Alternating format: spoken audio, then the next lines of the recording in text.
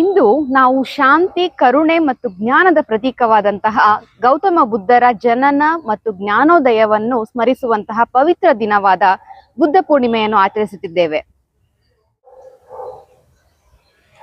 ಬುದ್ಧರು ಮಾನವ ಜೀವನದ ದುಃಖದ ಮೂಲವನ್ನ ಅರಿತು ಅದಕ್ಕೆ ಸರಿಯಾದ ಮಾರ್ಗನ ತೋರಿಸಿದಂತಹ ಮಹಾನ್ ತತ್ವಜ್ಞರು. ಅವರು ನೀಡಿದಂತಹ ಸಂದೇಶ ಮಧ್ಯಮ ಮಾರ್ಗ, ಅಂದ್ರೆ ಅತಿಯಾದ ಭೋಗ ಕೂಡ ಇಲ್ಲ, ಅತಿಯಾದ ತಪಸ್ಸು ಅಲ್ಲ, ಸಮತೋಲನದ ಜೀವನವೇ ನಿಜವಾದ ಸುಖಕ್ಕೆ ದಾರಿ ಅಂತ ಹೇಳಿದಂಥವ್ರು. ಈಗ ಮತ್ತೊಂದು ಮಹತ್ವದ ಸಂದೇಶ ಅಂತಂದ್ರೆ ಅಹಿಂಸೆ ಮತ್ತು ಕರುಣೆ. ಪ್ರತಿಯೊಂದು ಜೀವಿಗೂ ದಯೆ ಮತ್ತು ಗೌರವದಿಂದ ವರ್ತಿಸುವಂತಹ ಒಂದು ಜೀವನವನ್ನ ನಡೆಸಿದ್ರೆ ಅದು ಜೀವನವನ್ನ ಶುದ್ಧವಾಗಿಡತ್ತೆ ಅಂತ ಹೇಳಿ ಆಯುರ್ವೇದ ಕೂಡ ಇದೇ ತತ್ವವನ್ನ ಪ್ರತಿಪಾದಿಸುತ್ತೆ. ಸಮದೋಷ ಸಮಾಗ್ನಿಶ್ಚ ಸಮಧಾತು ಮಲಕ್ರಿಯ ಪ್ರಸನ್ನಾತ್ಮೇಂದ್ರಿಯ ಮನಃ ಸ್ವಸ್ಥ ಇತ್ಯಭಿಧೀಯತೆ. ಅಂದ್ರೆ ಶರೀರ, ಮನಸ್ಸು ಮತ್ತು ಆತ್ಮ ಸಮತೋಲನದಲ್ಲಿದ್ರೆ ಮಾತ್ರ ನಿಜವಾದ ಆರೋಗ್ಯ ಸಾಧ್ಯ ಅಂತಾನೆ ಆಯುರ್ವೇದ ಕೂಡ ಹೇಳುತ್ತೆ.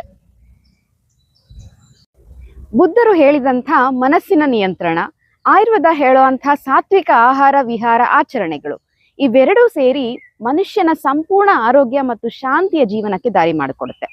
ಈ ಬುದ್ಧ ಪೂರ್ಣಿಮೆಯ ಸಂದರ್ಭದಲ್ಲಿ ನಾವು ಎಲ್ಲರೂ ಕರುಣೆ, ಸಹನೆ, ಸಾತ್ವಿಕ ಜೀವನ ಮತ್ತು ಮನಃಶಾಂತಿಯ ಮಾರ್ಗವನ್ನ ಅಳವಡಿಸಿಕೊಂಡು ಆರೋಗ್ಯಕರ ಸಮಾಜ ನಿರ್ಮಾಣಕ್ಕೆ ಸಂಕಲ್ಪ ಮಾಡೋಣ. ಆಯುಷಿಲ ವತಿಯಿಂದ ಬುದ್ಧ ಪೂರ್ಣಿಮೆಯ ಶುಭಾಶಯಗಳು. ಇಂತಹ ಮತ್ತಷ್ಟು ಮಾಹಿತಿಗಳಿಗಾಗಿ ಆಯುಷಿಲವನ್ನ ಫಾಲೋ ಮಾಡಿ.